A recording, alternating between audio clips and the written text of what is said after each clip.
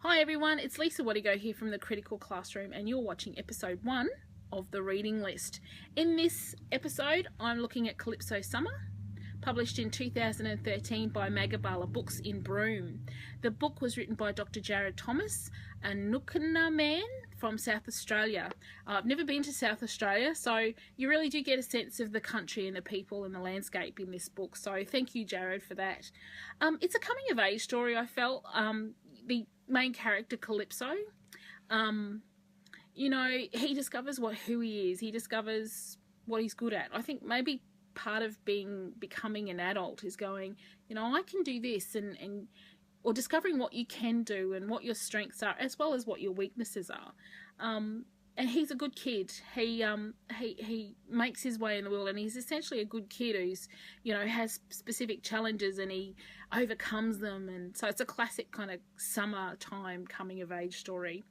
I felt that Jared wasn't really writing. I felt that Jared was writes for an Indigenous audience. So, he doesn't have to over-explain particular events or motivations. Why is this character doing this? You just know it because you're an Indigenous person and you understand the history, and you don't need to be kind of over-explained to.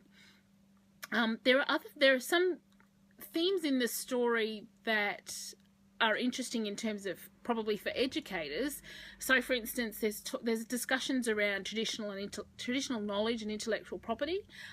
There are some communities across Australia and across the world where Indigenous knowledge can be used for in terms of science and industry and stuff. And quite often Indigenous communities, there's a history of exploitation of traditional knowledge. So I'll put some of the links to extra reading into the show notes about that. But so Jared actually deals with that issue in the story as well. So Calypso is a part of that kind of journey, and that provides, that's the kind of thing that provides a good stimulus for educators to talk about things like legal studies, community development, that sort of stuff. I think that Calypso, as I said before, he's a good kid. He knows he's just trying to make his way in the world. There's nothing particularly special about him. He's not a super sports star. He's not an amazing singer, or, he doesn't have any specific talents. He's an ordinary kid. He's an ordinary kid leading an ordinary Aboriginal life, an ordinary life. And he's just making his way in the world. And it's the kind of story that I think, he's an attractive kid, personally attractive. And I think that, it's the kind of story that I would like my own teenagers to read. I think that they would connect with it. Probably not so much the sports references. There's a lot of, if you like cricket, you will like this book. So it's definitely a book that I would recommend.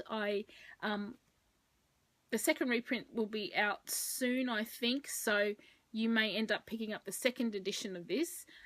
So there you go. I highly recommend it. Go and read it, and I'll see you next time. Cheers.